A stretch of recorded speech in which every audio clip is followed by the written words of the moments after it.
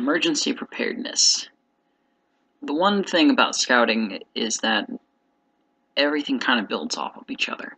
The skills you learn as a scout lays the groundwork, and then you continue to add layers on layers until you've built the house. So you start off with those first aid skills and outdoor skills that you learn in Tenderfoot. You advance them in second class, then first class, and then you get your first aid merit badge, and then from there you go on to emergency preparedness, and from there you go on to life saving, and they just continually build on each other because it's always about learning. Truth and knowledge are two major aspects about being a scout, and the Eagle Scout is supposed to be the cream of the crop of scouting. And so it makes sense that you have emergency preparedness and life saving as the pinnacles of what scouting has to structurally offer you in terms of life saving skills and being prepared to handle emergency situations. So whereas in first aid you're just prepared to handle issues that may occur on the trail, cuts, bruises, heat stroke, sunburn, possibly frostbite, learning mostly how to avoid those. Emergency preparedness, however, is about being able to respond quickly and efficiently to incidents when they do happen. I remember when we did this, one of the things you have to do is a scenario. So we didn't know when it was going to happen, but we were at summer camp and we came to our scheduled lesson, and it was like a Wednesday at 3:30 in the afternoon. They said whoever was teaching the class, X person, has gone missing. He went hiking alone, and we haven't heard back from him. So using our emergency preparedness skills, what we did was we contacted the nearest border. We contacted the forest ranger or the park ranger to alert them of the situation and to get nearby medical staff prepared in case something had happened.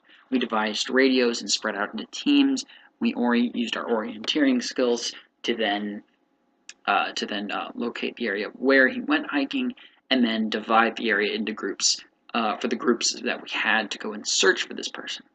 My group ended up finding the person, so what we did is we called it in.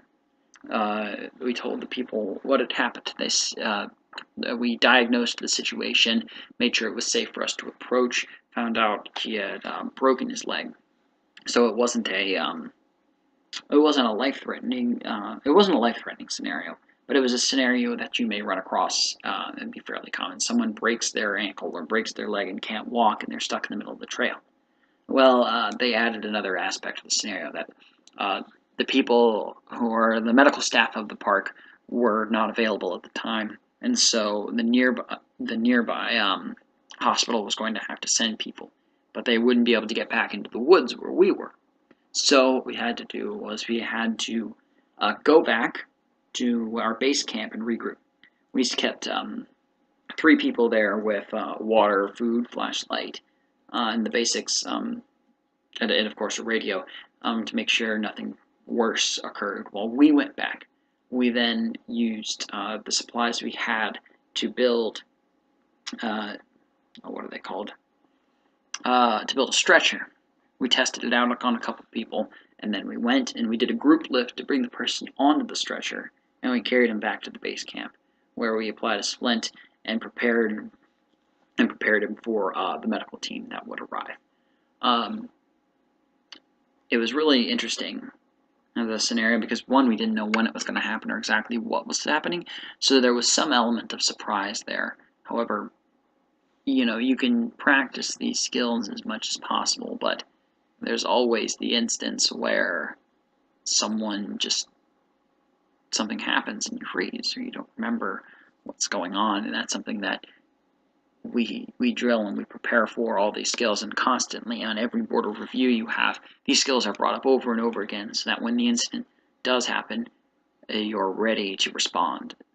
Because while a first class or second class scout may freeze up, going through both the first aid and the emergency preparedness, the Eagle Scout is supposed to be ready to respond to any crisis and have some sort of solution, or at least take leadership of the skill, or take leadership of the situation and be able to respond in the appropriate way.